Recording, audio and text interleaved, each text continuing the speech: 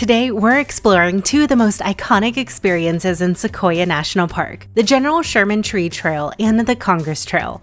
We'll start at the largest tree in the world by volume, then continue deeper into the giant forest on one of the most beautiful trails in the park. So if you're planning a trip to Sequoia National Park, we're going to show you why the General Sherman and the Congress Trail absolutely need to be on your itinerary.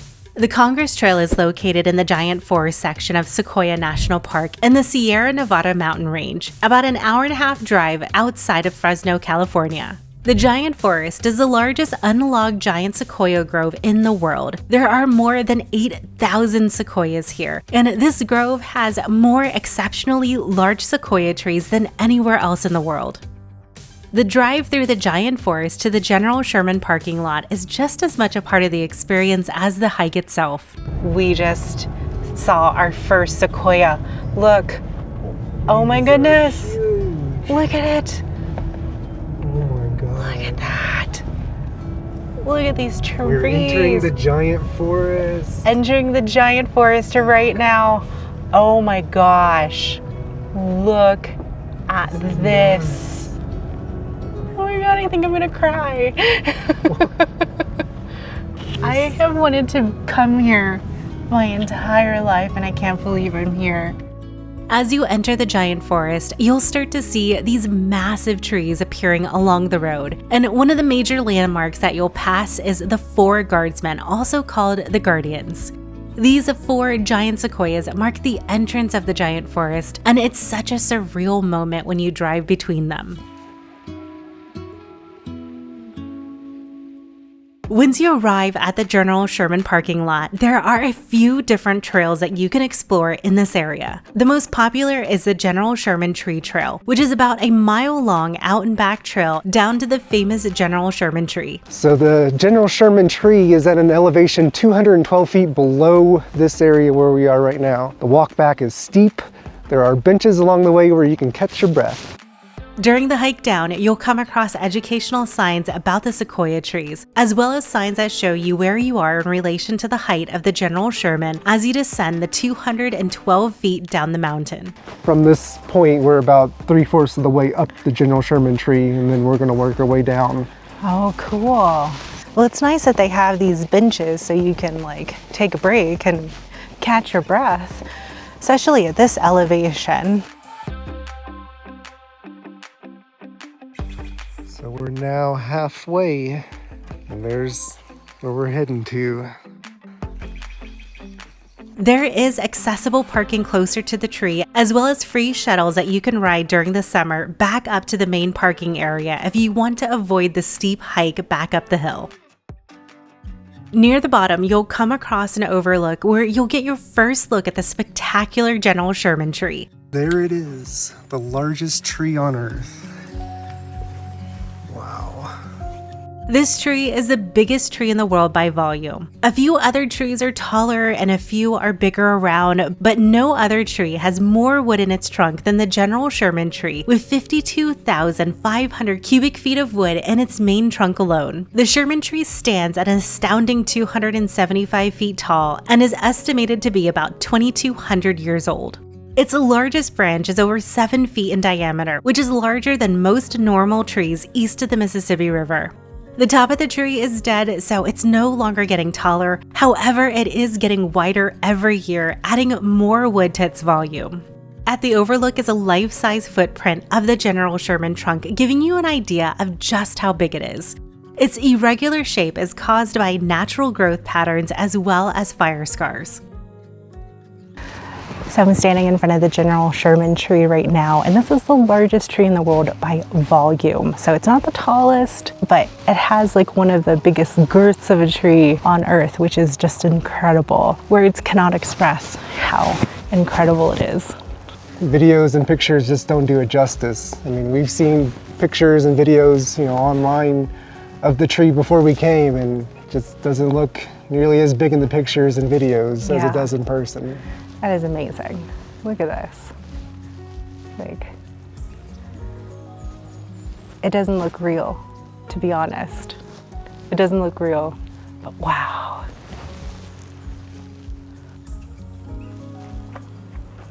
Amazing.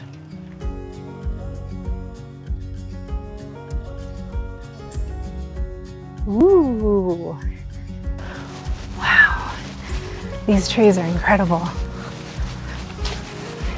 These are the tough twins. Near the General Sherman Tree is a pair of trees with fire scars called the Tough Twins. With these, you actually get right up next to it and jeez, it's massive. And as you walk between and right next to these trees, you can really appreciate just how massive they are. This is cool. Very cool. Very, very cool. All right, we're starting on the Congress Trail. The Congress Trail begins just past the General Sherman Tree. This trail branches off to the south and is a 2.7 miles round-trip, lollipop-shaped paved loop that takes you deeper into the giant forest. Just stunning. Such a magical place. It feels like a little fairy tale land. Right? Yeah, it's like straight out of like a Disney storybook. Yeah, it looks like it's straight out of some kind of fairy tale. There's still snow on the ground. Most people will be there just to see the General Sherman Tree, so the crowds will start to thin as you venture further down the Congress Trail.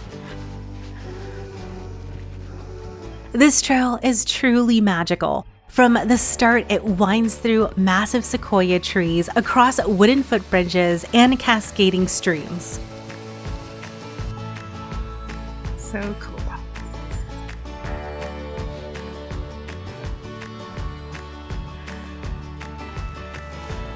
Gosh, look at that opening. It's got to be like 50 feet high. Yeah, that's a big tree, huh?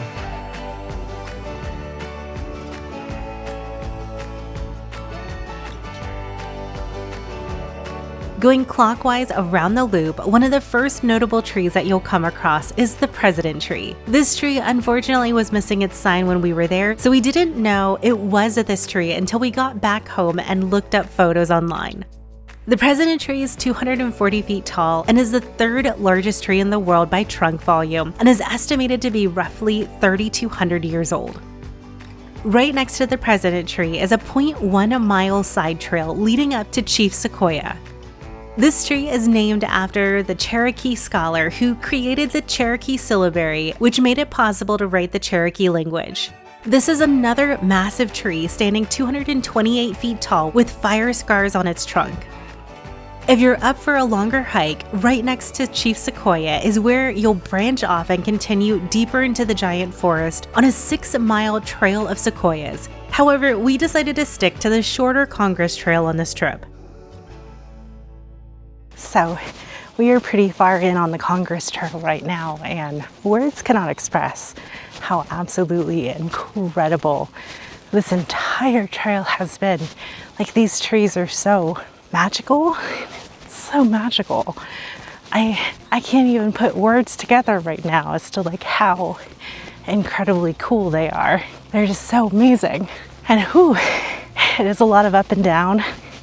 And because you're just so high up in the mountains, you do like lose your breath pretty easily, but it is worth it. Just past Chief Sequoia is the highlight of the trail in my opinion. 2 spectacular clusters of trees. The first group that you'll come across is the Senate group. This group is a truly awe-inspiring sight of giant sequoias. They are arranged in a semicircle around a clearing as if they were huddled together in a private meeting, from where the name comes from. You see these trees in photos and videos, and you think that you're just prepared to be able to understand how massive they are, but there's nothing to being here in person and actually experiencing these yourself. Words just don't express it.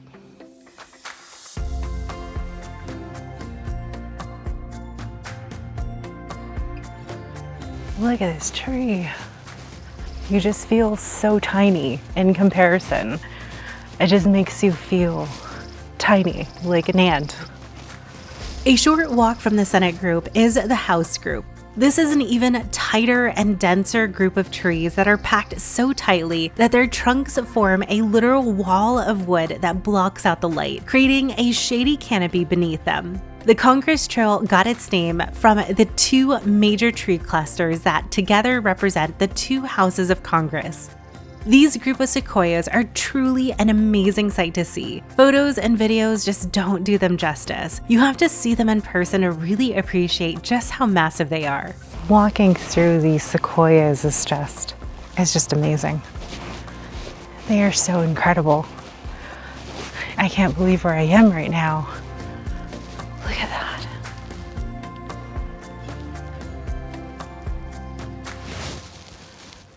Wow. Further down the trail is a McKinley Tree, which is named in 1901 to honor the 25th President of the United States. Near the McKinley Tree, we decided to take a short detour off the paved trail towards Cattle Cabin. Along the way, we came across the Room Tree. This tree is so fun because you actually can go inside the 40-foot tall, 15-foot wide room that is hollowed out by fire within the tree's trunk. Wow. Oh my gosh, we're inside a sequoia tree right now. That is so cool. What?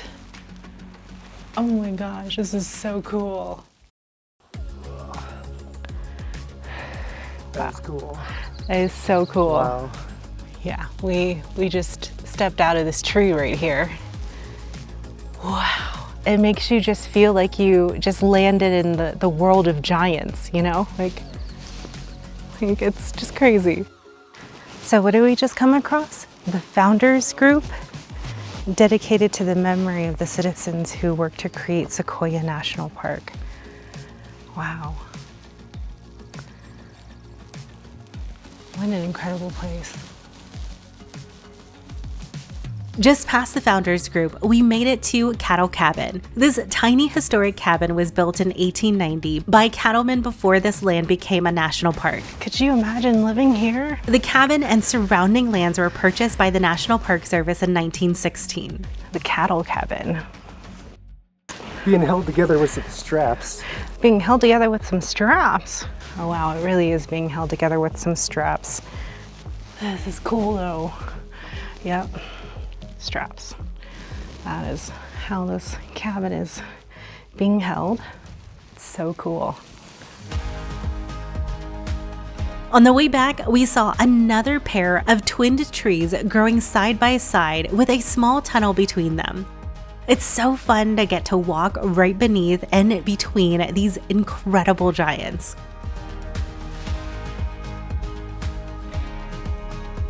After that, we got to walk through a tunnel tree. A giant tree had fallen across the path and had been hollowed out so that you could walk right through. Okay, that was really cool.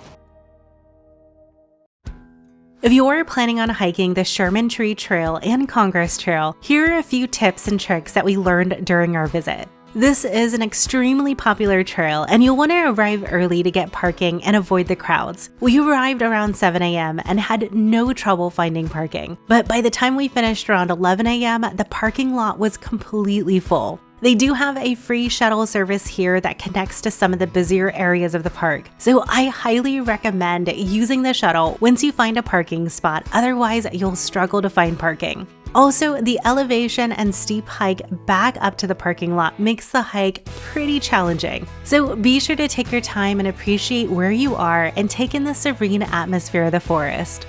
Like I mentioned earlier, there is accessible parking closer to the General Sherman Tree, and you can take the free shuttles from there back up to the main parking lot if you do want to avoid the steep climb uphill. Thank you so much for joining us on this adventure. We would love it if you would hit that like button and subscribe if you would love to see more of our adventures in the future. Noah and I are based in Florida, where we mostly create Florida content, but we'd also love to take you along on future epic adventures like this one. Before we go, we want to give a huge shout out to our channel members. Your support means the world to us, and it's because of you that we can continue to create amazing adventures like this one. And we're so grateful to have you along on our journey. If you would like to see our amazing national park adventures to the legendary Yellowstone National Park, then you'll want to make sure to check out the video that just popped up on the screen. We'll see you over there.